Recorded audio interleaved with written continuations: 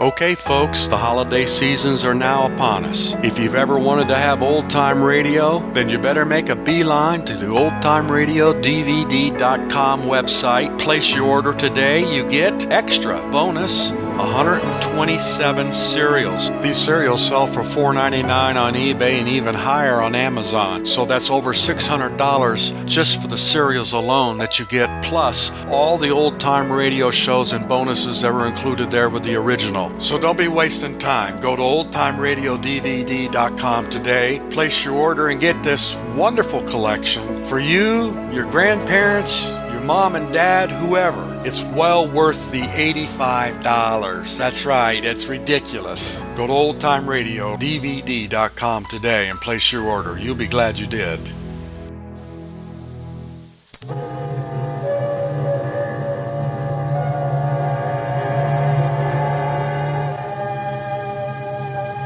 Sherlock Holmes, man or myth? Step back now into the world of 1895, to a city, London, and a time when, for all intents and purposes, all was well with the world. To a street, Baker Street, swirling with yellow fog, where the wet pavements barely reflect the flickering gas lamps.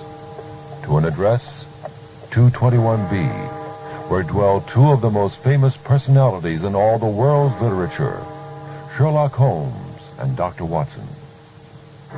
We're going to step into that fabled living room where so many of those great adventures began and take a close-up look at the world of Sherlock Holmes to discover, if we can, the man behind the myth, or the myth behind the man.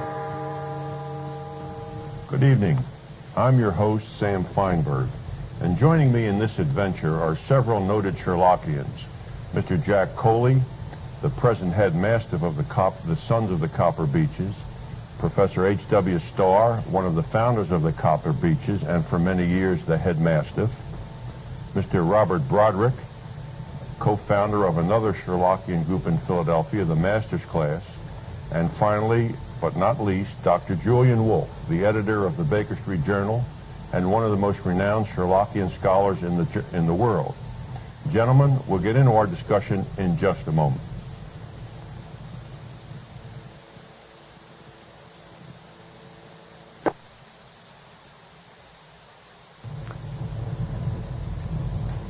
Gentlemen, could each of you tell us why you think the phenomenon of Sherlock Holmes started and why it continues to hold the attention of thousands of people all over the world?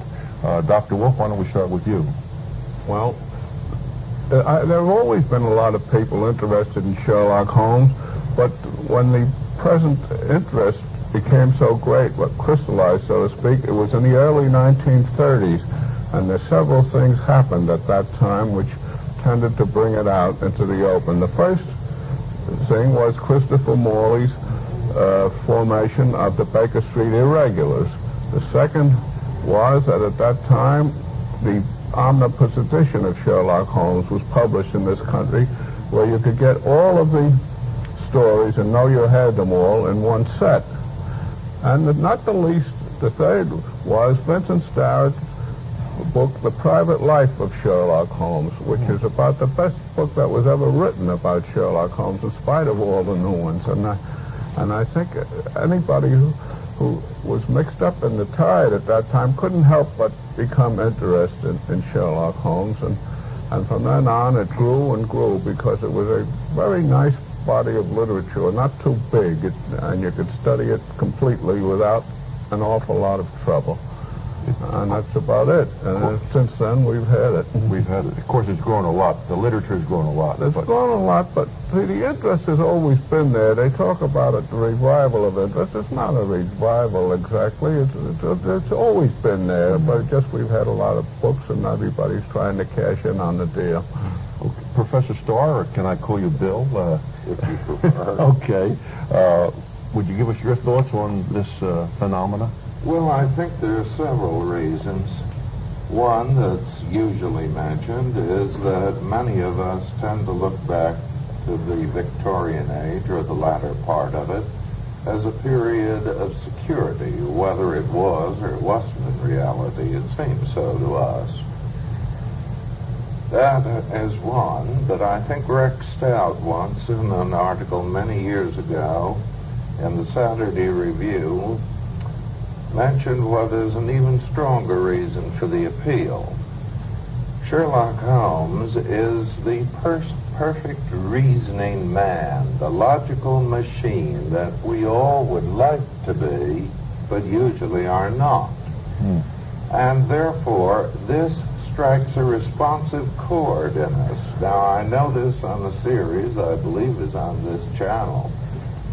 There was one character who presumably was not designed to be the leading character in a show you have called, I think, Star Trek. I think he goes on the name of Mr. Spock, and he is supposed to be a logical machine. Well, oddly enough, among his fans, I have heard, he has become extraordinarily popular. Well, therefore, I think that is one of the reasons. It's an interesting analogy between a modern-day character and the one of Sherlock Holmes. There are parallels. Right. Jack, could we hear your opinions of the phenomenon? All right. I'll second the motion very heartily on what Julian and Bill said, because there's certainly very strong reasons for it. I think above all, though, is the fact that nowhere in literature, to my knowledge, are any two characters so real, so three-dimensional, so vivid. Furthermore, they grow and develop throughout the stories. You don't get introduced in the first book to a person as you do in most series. You know 95% of what there is to know about them. If you can take, I'm not going to mention others because it might be embarrassing. Right. But in most cases, you meet the detective, and if you read 50 more books by the same author, and this is frequently possible, you might add 5% to your knowledge, and that's it. In the Holmes stories, as you go through the stories, with each one, you learn a new facet of Holmes' character, a new facet of Watson's character, perhaps, or the relationship. You're well into the stories before you even know that Holmes wasn't an orphan when his brother Mycroft suddenly pops into view. Right. And not only in the stories, but in the introductions, you had this wonderful setting, the little discussions, the facts, the shows of virtuosity in the science of deduction that have, in some cases, nothing directly to do with the story, but add so much to them. I've caught myself, and I think the others here have probably done the same thing sometimes, late at night when it's too late to read a whole book or even a long short story, just skimming through a few of them and reading those little marvelous little introductions and getting that fresh feeling every time from them. There's an ambience that comes out in those introductions, which is really marvelous, and you can keep coming back to, Right. as I've often done. Bob, could we have your thoughts on it? The period, the late Victorian, early Edwardian times, it's so fascinating, and it's escapist. For us, it's an era that we can go to that seems secure, and the means of transportation that were used are fascinating. The foods that they ate, the dress, the clothing, the style of living, all these things I think combined are like magnets that attract you to read the literature and to enjoy it, especially the Sherlock Holmes himself. He's the supreme thinker, sharp, and also a Basil Rathbone, the series that this channel shows. He was such a superb actor that he himself would be a vehicle to attract you to these stories and to find out and want to know more about them. Dr. Wolf, you alluded just a moment ago to the Baker Street Irregulars, and many people are curious as to the origins of the Irregulars and how it got started, and you touched on that. I wonder if you could just tell us a little bit more about it and some of the personalities involved. Well, the first thing is, Christopher Morley was a great man for starting clubs, and most of them lasted a very short time. Now, he always had an idea to start a club, and he used to have luncheons with his friends and colleagues, and none of the clubs that he started lasted very long. For instance, the 3 Hours for Lunch Club and the Grove Plaza Club and several others. But the Baker Street Irregulars caught on because at that time he edited a column in the Saturday Review of Literature, and he gave them publicity. I don't like to go into too much detail, but one of the things, his brother not Felix, his other brother, had provided a crossword puzzle about Sherlock Holmes, which was not a very good puzzle, but it served the purpose. Puzzled me. Well, it had too many unconnected letters. Right. So but for its purpose, it did well because Chris Morley got to be distressed. So many people were considering themselves members of the Baker Street Irregulars that he decided all those who had solved the puzzle properly could become members, and that was the origin of the group. Thank you, Dr. Wolf, and we'll be back in a moment. Jack Coley, I think, has a brief remark. I have to disagree slightly with one of your remarks, Julian, when you said the Christopher Morley clubs didn't last very long. Using the master's own methods of deduction, I would assume that the 3-hour for lunch club did last at least 3 hours. Well, that was long enough. For most clubs, perhaps. Gentlemen, we have two members on this panel who were deeply involved with Philadelphia's 2 science societies of the Baker Street Irregulars. And I'd wondered, Bill, first, if you could tell us, since you were involved in the founding, how the Sons of the Copper Beeches were founded, and how did the name evolve? At a New York meeting in 1947, as I remember, Edgar Smith, who was then running the Baker Street Irregulars, pointed out there were a good many people from the Philadelphia area who were much interested in Holmes and suggested we should have a science society. And Carl Anderson and I, who were present, and I think Jim Montgomery, immediately decided to do something about it. And it took us a good many months to make the immediate decision, because on, I believe, December 7th, 1947, we met at Shoyer's restaurant in Philadelphia. And there were several suggestions as a name for the club, the Tankerville Card Club and others. But there was one story which did mention Philadelphia, which had not been used by any other science society, as the Scourers in the Valley of Fear had been out in California. And that was the adventure of the Copper Beeches. Also, I'd bought a house that had a copper beech in front of it. And so we decided we would call ourselves the Sons of the Copper Beeches. And fortunately, we have no appropriately named ladies' auxiliary.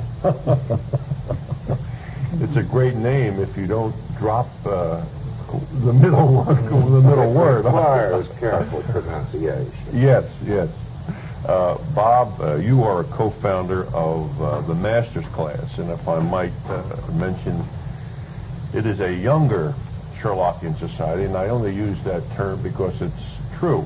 Yes, Can you tell us how it came about? Sam, it's a younger society, and it came about because simply the Copper Beeches had such a long waiting list. If they do maintain a list, I don't know where they keep it, but we had a great deal of difficulty in getting through to them. And then we corresponded with Dr. Wolf, the Home Office in New York, and Dr. Wolf suggested starting our own Seeing Society. And we were all for this, and my dear friend Norm Whitaker and I got together. And we went through the canon looking for an appropriate name, and we came to the story of the Priory School, and it dealt with students and the Master Holmes. And we considered ourselves to be students. So we looked through this particular story, and we found that Holmes refers to the Master's Class, and we used this for our group, and this is how it came about. And this has been our 3rd year now, and we hold meetings on an irregular basis. And we've had 4 or so, and we've been pretty successful. We're still looking for new members. So. I might mention at this time that if you are interested in more information about the Master's Class, perhaps you should write to Robert Broderick in care of this station and mention Sherlock Holmes, and we'll see that the... Also, I have to mention that we do allow women in our society, which is something special. Yes. Now I will have no questions or comments I'm sure you'll about get letters the Sons on of it. the Copper Beeches in relation to women. Well, we follow the Master's principle. Right, and right. the Baker Street irregulars. Right. We've been talking here about Sherlock Holmes, and we almost act as if he were a real person. Would Of anyone? course he was. Well, I just wanted to confirm that. And, Certainly. and Bob, would you have any comments on? Well, there's a biography written by William Baring Gould. He authenticates many of the incidents in the stories. He authenticates the address, 221B Baker Street. He authenticates the birth date of Holmes, which is January 6th, 1854. And this is also a big day for our group that we celebrate the birthday. And my feelings are that if the man's death hasn't been reported yet, so he must still be living, and he must have been a real person. And so eminent. None of our I'm sorry. none of our leading newspapers or magazines have published the death of Holmes. And so eminent a personage would, of course, have been reported in papers like the London Times and the New York Times. So obviously, he is living in Sussex and well and keeping bees. Gentlemen, was there or who was the real model, or who was Sherlock Holmes really? And it's a kind of I'm asking three questions at once, but Jack, would you care to elucidate? I think he's to some extent a composite.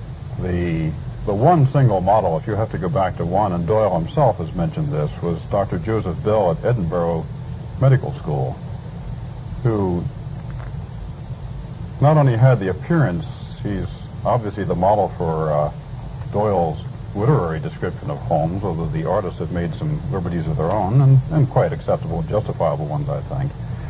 But he actually made the same sort of deductions on his clinical patients, to the amazement, delight, and sometimes frustration of his students, that Holmes did with his clients. And certainly there's a bit of Doyle himself in Holmes, but certainly Bell, and I guess a splash of Doyle, and from then on it thins out into minor strains of others he met in his travels. I have only one objection to make.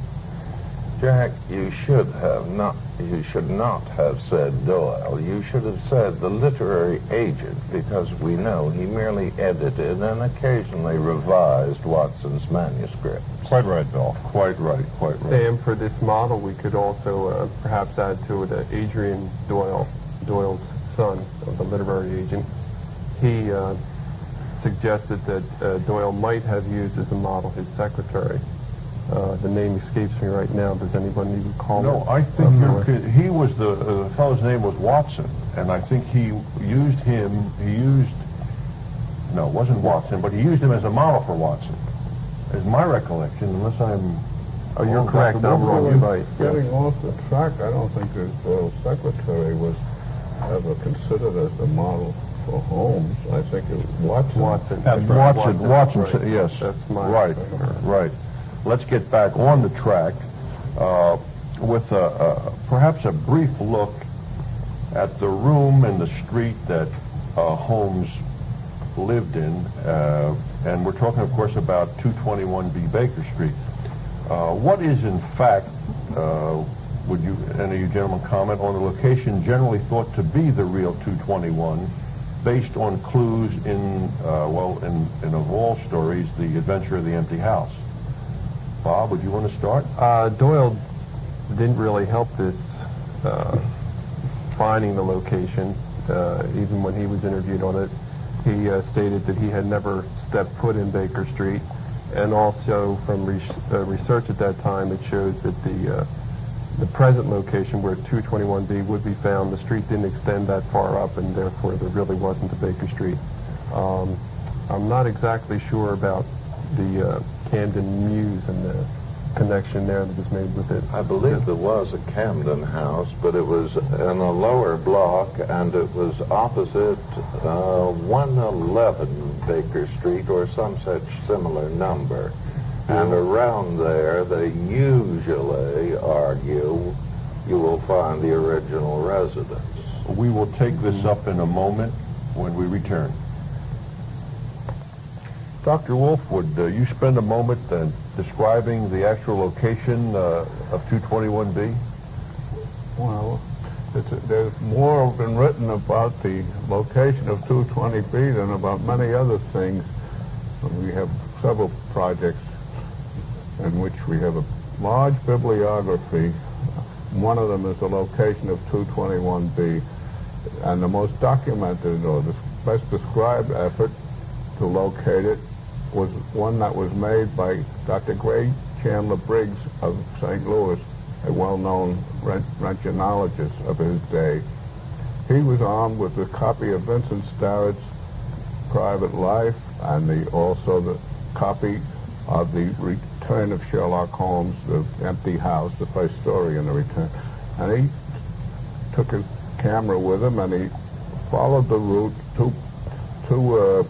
described by the Watson in the Return, in which Sherlock Holmes and Watson proceeded down a lot of dark alleys and turned corners and finally ended up at a house, and they went up the back stairway, and the house was empty, of course, to fulfill all the conditions. Right. And Holmes lifted the window shade and said to Watson, "Where do you think we are?" And Watson said, "Surely we are in Baker Street." And he said, "Yes, you are in Camden House, right across from our old quarters," and there it is. And they went down, and Dr. Briggs went down, went out the front door, looked at the front of this house, and was surprised to see a sign on it that said Camden House. Well, and a fanlight over the door, which had been described. And, Right. I mean, it fitted the description perfectly, yes. And he took a picture of that house as Camden House, and he took a picture of the house directly across the street as 221B Baker Street. Yes. Well, anybody would be exultant at a feat like that, and he was, and he went to tell Conan Doyle about it, and Conan Doyle said, "How would I know? I've never been in Baker Street in my life." Well, that sort of took some of the starch out of him. And there were many, I mean, there is no location been discovered. 10 people will tell you they've discovered the exact location, but unfortunately they're all different. Right. And well, that's where it stands. Right. Okay. Once you, of course, step into the living room, you have another problem, and there have been many descriptions of the living room taken from the various stories, and they all seem to fit together, except I guess the one that gives everyone most of the trouble is the bow window, because in all of Baker Street, I don't believe there are any bow windows, and that is one of the problems that Sherlockians wrestle with as we go through various problems that arise in the canon. Do you have any thoughts on that, Dr. Wolf? Well, unfortunately, the bow window is mentioned in 2 stories. If it had just been mentioned in the Mazarin Stone, we wouldn't have to worry about it too much because we could dismiss that. That was a theatrical adaptation. Right. But it is also mentioned in the Beryl Coronet, and so we have to try to make it. And I've tried to depict it somehow, and I thought mine was as good as any, but none of them are very good. Right, okay. Of course, there was a tremendous amount of material in each of the rooms, and I think Dr. Wolf earlier had alluded to the fact that if you try to get everything into the room, you'd have to have a stadium or a warehouse. There are 3 items which are almost universally associated with Sherlock Holmes, and yet, strangely enough, were never really in any of the stories. And I wondered, Jack, if we might start with you, one being elementary, my dear Watson. The word elementary appears in a similar context in 3 stories, actually, but never elementary, my dear Watson. I don't believe he ever says elementary Watson. In one case, Holmes is describing one of his lines of reasoning to Watson's eternal mystification, and Watson says extraordinary, and Holmes says elementary, but not Watson, my dear Watson. Not together. And he does somewhere say, my dear Watson. But Never the two in conjunction. Yeah. Also, superficial, my dear Watson, is mentioned, but never elementary. He says simplicity several times, too. Simplicity itself or something to that effect.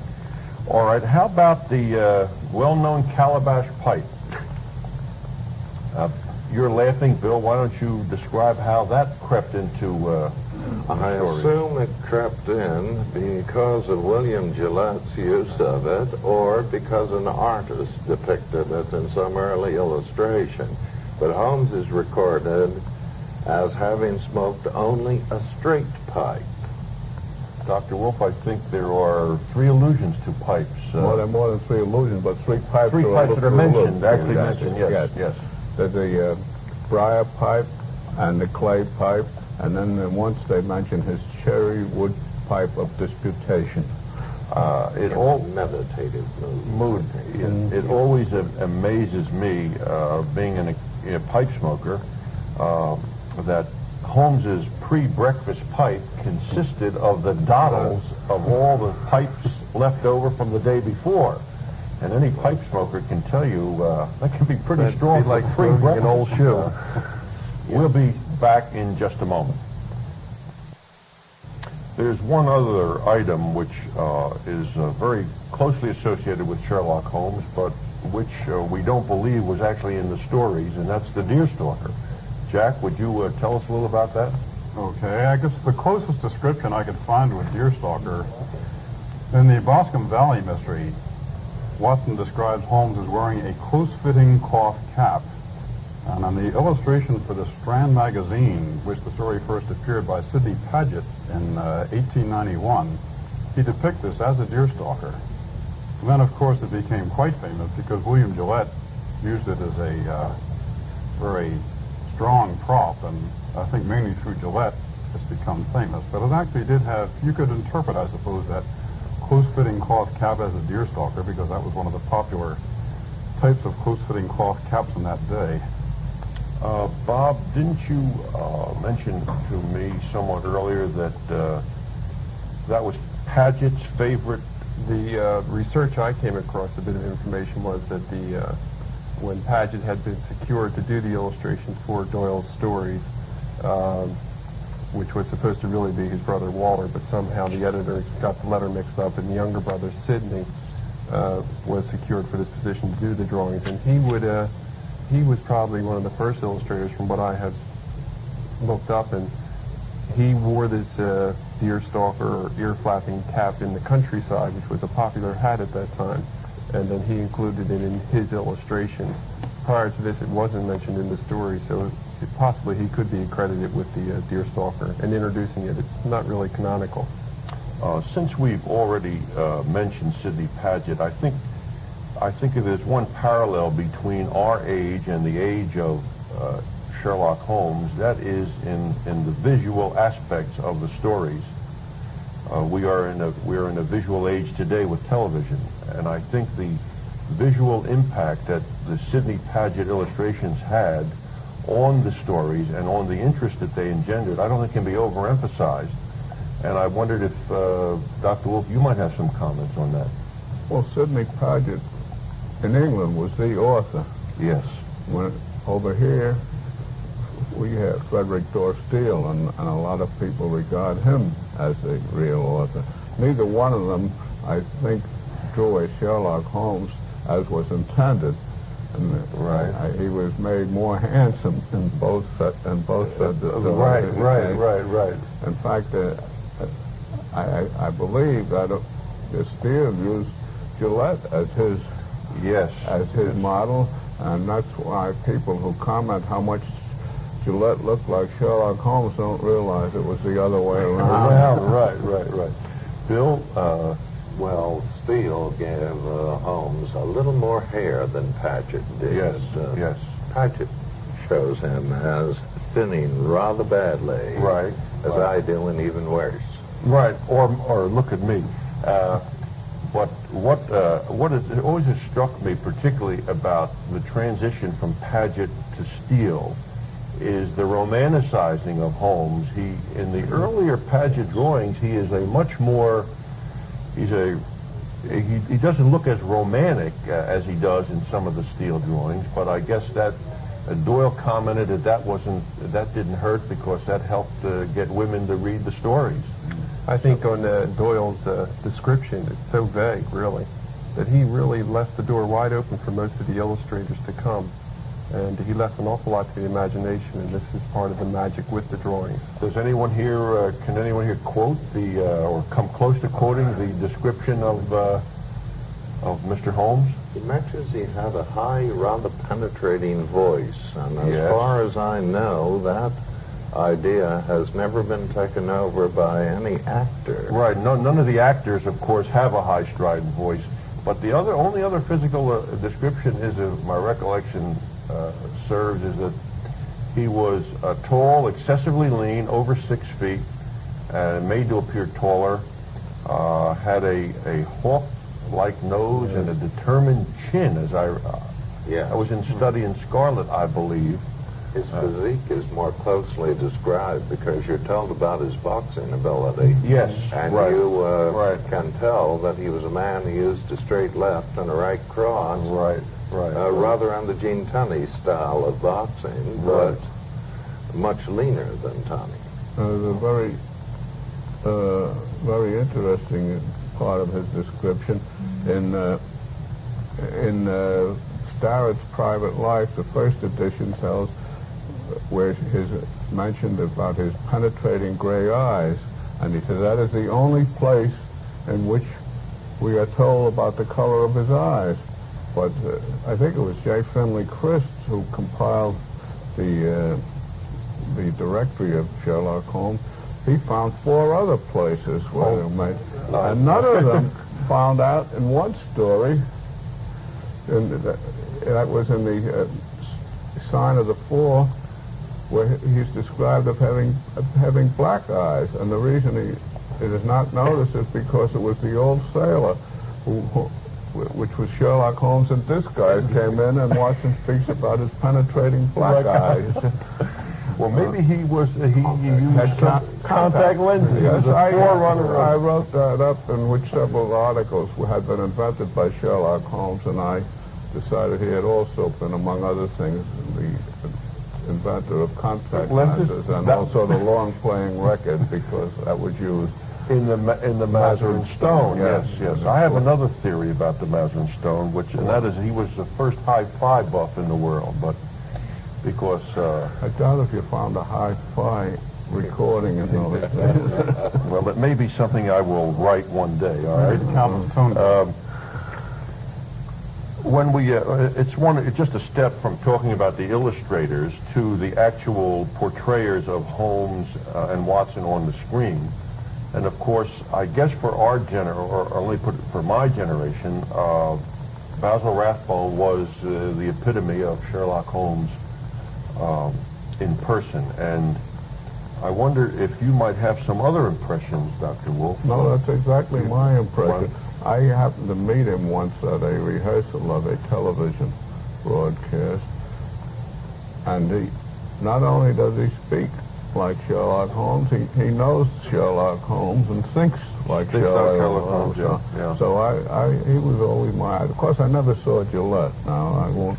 I'm not in a position to argue with the people who say Gillette was the greatest, but I can't see how anybody could have been better than Basil Rathbone, except this new play, John Woods, who played it. It was marvelous. I think he's very good, and I think he's going to be mentioned among the trio. I did see Gillette. I was, Bill, really, you must have been so young that... I was youngish, distinctly, but let's not go into my exact age. But I do remember him rather vividly. He was extremely good. The play wasn't terribly good, but he carried it. He was a very forceful personality. But mainly, I must admit, Rathbone is the one who comes to my mind as an actor. And there are many people who consider the 1939 Hound of the Baskervilles as the best portrayal of Holmes that Rathbone did. And of course, they went on from that to the whole other series. I remember seeing John Barrymore as Sherlock Holmes. Yes. Oh, really? He did. One of his very early I know he plays. did one, but I didn't realize it. Was that I a remember- silent or? It was silent, I believe. I was quite young at the time, but as I recall, he wasn't bad. But then I was very young when I saw it.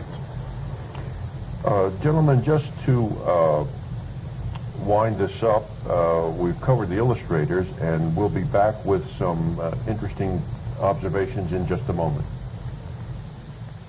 We've been talking of William Gillette, the actor, and for those folks in our audience who are not familiar with William Gillette, he was an actor who wrote and got Doyle's permission to write a play and act it in a play starting in 1898. And he performed in this role until he started his farewell performance in 1929 and amassed a large sum of money in portraying the role of Holmes, and built himself a castle on the Housatonic River, complete with his own railroad. And he was identified in many people's minds with Sherlock Holmes as being the best personification that anyone could possibly come up with. And Doyle himself said it was an uncanny resemblance on stage. I just want to move on to something, and I want to quote from a very famous American Sherlockian writer, Vincent Starrett, and he has written, quote, "If our civilization were to meet with an accident and our system of records become disarranged, scholars of the future delving among the relics of our shattered fame might easily reach the conclusion that he, Sherlock Holmes, was a leading, if unconventional, figure of the Victorian age. As a matter of fact, it would be quite easy, I think, to prove that he had lived. Would you care to comment, Dr. Wolf, on the various plaques that honor him around the world?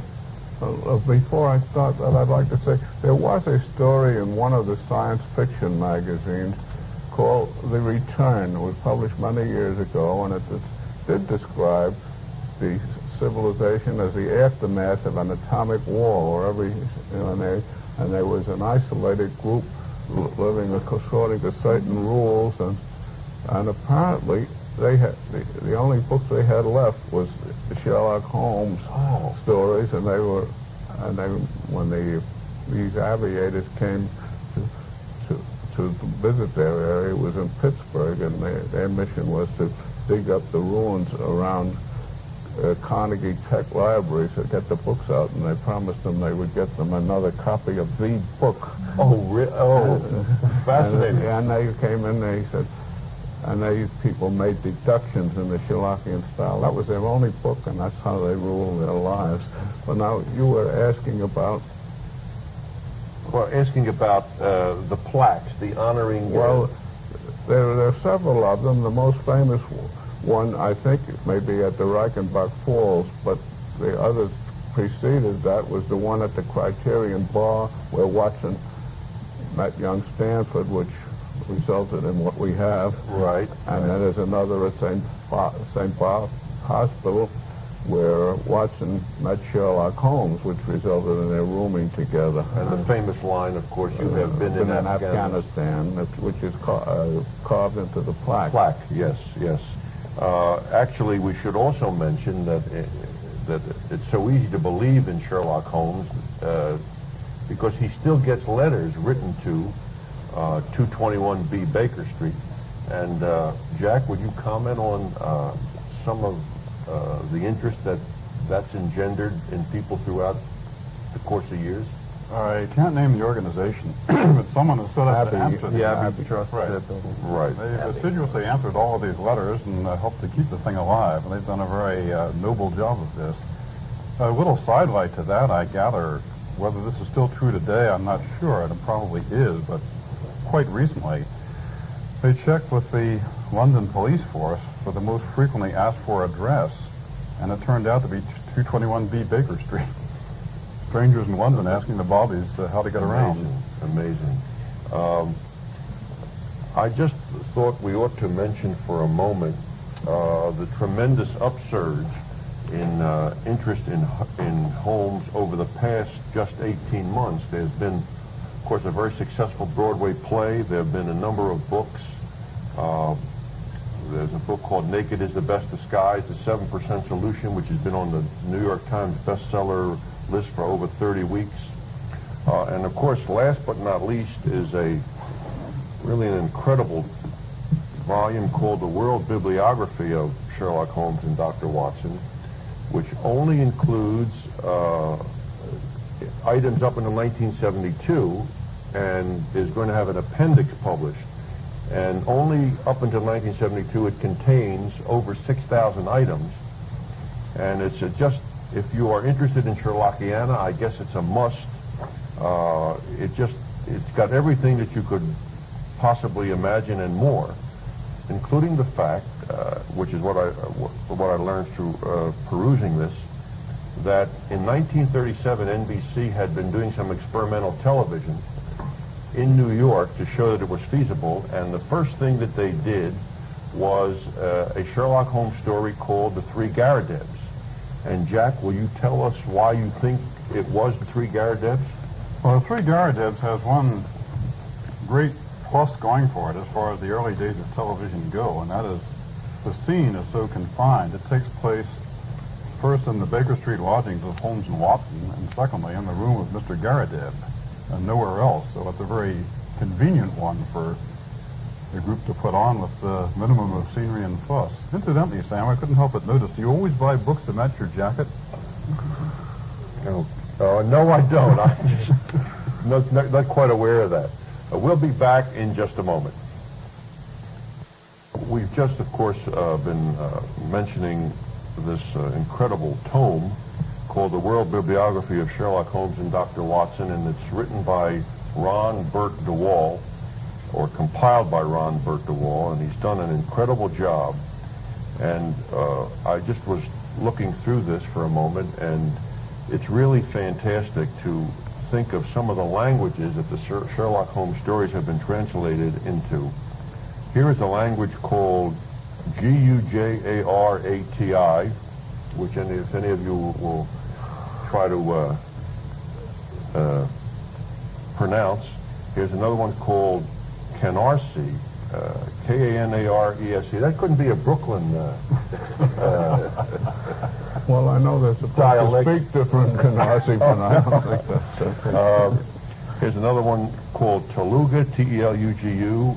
Another one called Urdu, U-R-D-U. So the Sherlockian interest goes around the world. And again, this is an incredible piece of work by Mr. DeWall. I don't want to go too much further without mentioning what I think is an indispensable magazine for anyone interested in Sherlockiana. It is the Baker Street Journal, and it is edited by Dr. Julian Wolfe. And if you are at all interested, we will give you some information where you may write for a subscription. But I urge you, if you have any interest in Sherlock Holmes, to subscribe to this. It comes out 4 times a year, and I can tell you when it comes to my house, I have very great difficulty doing anything else until I get through it.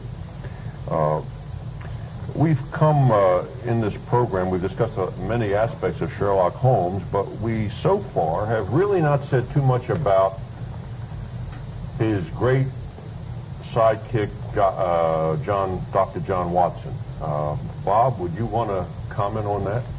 Well, Dr. Watson is the ideal companion, the ideal friend for all of us. And this is something special in this relationship. And the model for Dr. Watson was the secretary of Doyle. And it's like Boswell and Johnson. Without the two of them, it wouldn't be the magic there. I don't think we'd have the interest we have in the stories. Bill? Well, there's another reason. I don't understand the references to this man Doyle, because though I presume you mean the literary agent. Yes. But Watson evidently had vile handwriting, and as I've said, the literary agent probably revised his manuscripts a bit. Consequently, there are many, many inconsistencies. We know that Watson was wounded in the Afghan War. by Giselle rifle, which fires a hefty bullet. But he was wounded apparently in several places. Now, a Giselle bullet is very big, and usually when you're carrying a chunk of lead like that around in your carcass, you have a dim idea where it is. But Watson doesn't. He keeps forgetting. Sometimes it's in his shoulder, sometimes it's in his leg, and once there's a reference to his Achilles tendon. So there is a compromise. We know his orderly threw him over his pack horse to take him out. He might have been knocked senseless by a shoulder wound and therefore thrown over a pack horse. And if so, he presented a target so tempting no Afghan could refrain from firing. And out of delicacy, therefore, Watson might have said that his old wound in his leg throbbed. Oh, okay. We'll leave his wounds at that. I think we should also, of course, not conclude or finish any program about Sherlock Holmes without a mention of the infamous arch-villain, Professor Moriarty.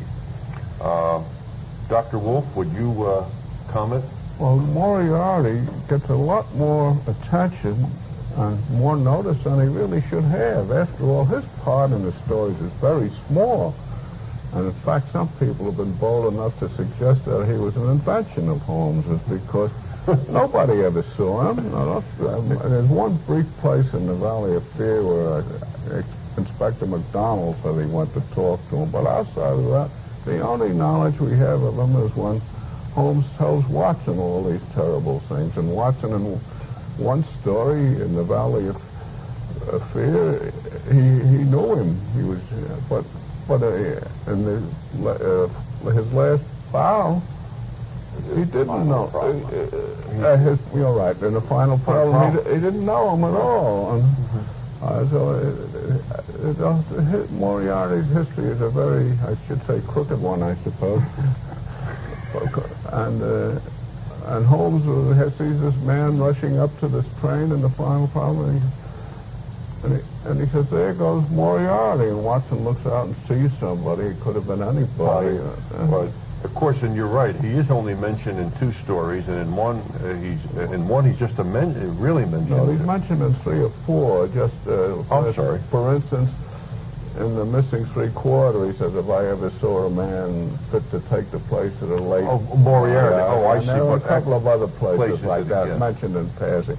But these are the two where he seems to play a big part behind the scenes. Okay. Watson was easily confused anyway. After all, his name was usually John H. Watson, but once his wife calls him James, and you'd think that she or her husband would know his given name.